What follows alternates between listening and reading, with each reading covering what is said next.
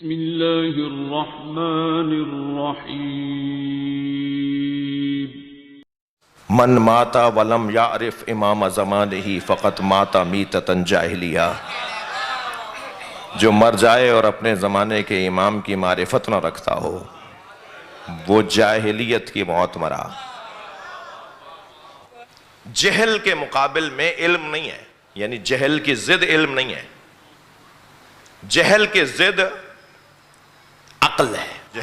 جہل کی ضد علم نہیں ہے کہ بھئی وہ جاہل ہے وہ عالم ہے، یہ ہم بول دیتے ہیں، بولا جاتا ہے، مگر علمی طور پہ یہ کمزوری ہے جس کے ہاں بھی ایسا بولا جاتا ہے۔ جہل کی ضد عقل ہے۔ آپ جا کے دیکھیے ائمہ اہل بیت کی احادیث کو، جب بھی انہوں نے جہل کے مقابلے میں کسی چیز کا ذکر کیا ہے تو وہ عقل کا، اور عقل کے مقابلے میں جس چیز کا ذکر کیا ہے وہ جہل کا۔ کتاب کافی آج ہی جا کر اپنے گھر میں رکھی ہوئی اصول کافی کو دیکھ لیجئے۔ اصول کافی کا آغاز جن حدیثوں سے ہوتا ہے وہ باب علم و جہل ہے، باب عقل و جہل ہے۔ وہ عقل اور جہل کا باب، یعنی جہل بمقابل عقل، عقل بمقابل جہل۔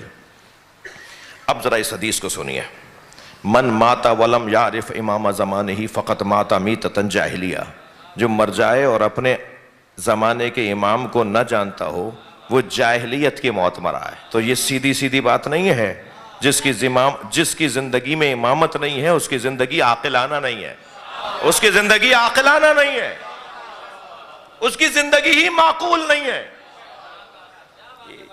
فلاں بات معقول نہیں ہے، فلاں اقدام معقول نہیں ہے، فلاں تحریر معقول نہیں ہے، فلاں شعر معقول نہیں ہے۔ بھائی تمہاری تو پوری زندگی معقول نہیں ہے، اس لیے کہ تم امامت کے بغیر ہو۔ اور جانیے کہ زندگی کا نچوڑ موت ہے، زندگی کا نچوڑ موت ہے۔ زندگی ایک ایسا شربت ہے جو موت کے وقت پلایا جائے گا۔ ساری زندگی جو کیا وہ موت کے وقت میں چکھنا پڑے گا۔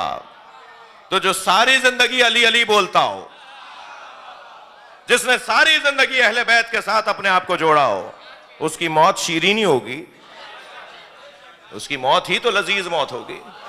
جو مر جائے اور اپنے زمانے کے امام کی معرفت۔ اچھا، یہ جو حدیث ہے ہمارے پاس یہ دو طرح کی ہیں۔ جب حدیث فہمی بہت مشکل کام ہے بھائی، جیسے بعض ہمارے سیلف اسٹڈی کے لوگوں نے بہت آسان سمجھا ہے، بے استاد لوگوں نے اسے بہت آسان سمجھ لیا ہے کہ صاحب حدیث میں تو یہ لکھا ہوا ہے۔ بھائی تمہیں پتہ ہے حدیث کی کون سی قسم ہے، اس کے راویوں کو پتہ ہے؟ نہیں، وہ فلاں کتاب میں لکھی ہے تو اس کتاب کے اندر راوی بھی ذکر ہوئے ہیں، نہیں کیا؟ نہیں، اس میں تو راوی۔ تمہیں کیسے پتا بھائی کہ اس کے راوی کون ہے؟ اور اگر پتا ہے تو بھائی ہم تمہارا ہاتھ چومیں گے، یہی تو فاضل عالم ہوتا ہے کہ راوی کیسے ہوتے ہیں اور کتنے ہوتے ہیں اور حدیثیں کتنی کیسی ہوتی ہیں اور کتنی قسموں کی ہوتی ہیں۔ تو حدیث فہمی بڑا مشکل ہے۔ اب ایک جگہ حدیث کہہ رہی ہے من مات ولم یعرف امام زمانہ فقط مات میتۃ جاہلیہ، ایک جگہ حدیث کہہ رہی ہے من ماتا بغیر وصیت ہی ماتا میتۃ جاہلیہ، جو مر گیا اور وصیت نہیں کی وہ جاہلیت کی موت مرا۔ تو کیا امامت کے برابر ہے وصیت؟ معرفت امام کے برابر ہے وصیت؟ مگر حدیث ہے بھائی من ماتا ولم یعرف امام زمانہ فقط ماتا میتۃ جاہلیہ، من ماتا بغیر وصیت ہی فقط ماتا میتۃ جاہلیہ۔ تو اس حدیث کو جس کے اندر امام کی معرفت کے بغیر مرنے والے کو جاہلیت کی موت کے ساتھ کہا گیا ہے، اس حدیث کے اندر مراد نفی حقیقت ہے، یعنی حقیقتاً صحیح ہے کہ وہ جاہلیت کی موت مرا۔ جہاں کہا جا رہا ہے من ماتا بغیر وصیت ہی ماتا میتۃ جاہلیہ، وہاں نفی حقیقت نہیں ہے، نفی کمال ہے۔ بہتر تھا کہ یہ وصیت کر کے مرتا۔ جیسے مثال کے طور پہ ایک اور دو حدیثیں اور مجھے یاد آ رہی ہیں۔ مثلا کہا جائے گا کہ لا صلاۃ الا بفاتحۃ الکتاب، نماز ہو ہی نہیں سکتی جب تک کہ نماز میں سورہ فاتحہ سورہ الحمد نہ پڑھی جائے۔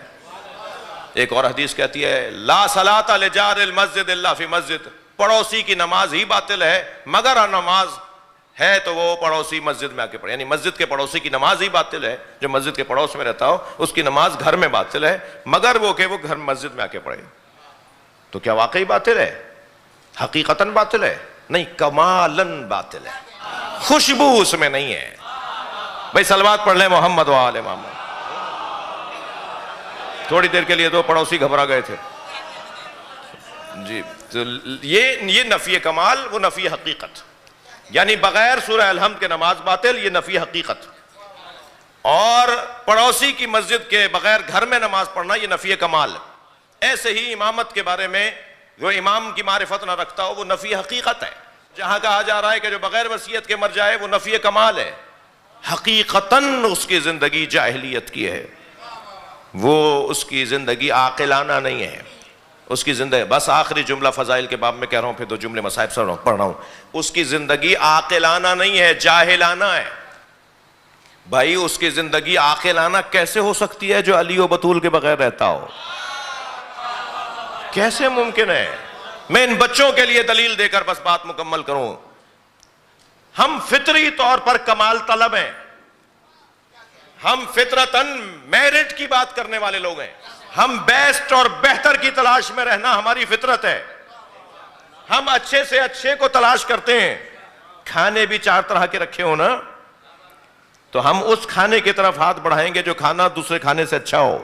سیٹیں ہوں، سواری میں بیٹھ رہے ہیں تو آپ اس سیٹ کو ترجیح دیں گے جو بہتر سیٹ ہے. ہر کام میں بہتری، ہر کام میں بہتری، ہر کام میں بیسٹ، ہر کام میں میرٹ.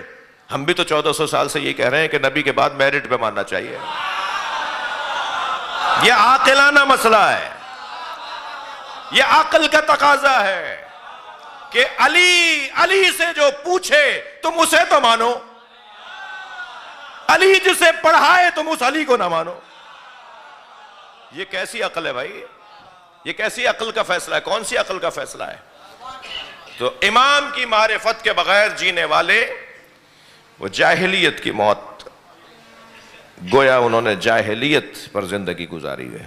اور دنیا سے جا رہا ہے تو وہ عقل کے بغیر جا رہا ہے، عاقلانہ زندگی نہیں ہے ان کی. مجھے اور آپ کو اللہ کا شکر ادا کرنا چاہیے، شکر میں اضافہ کرنا چاہیے کہ ہم جس دروازے پر بیٹھے ہیں اس سے اچھا دروازہ نہیں ہے.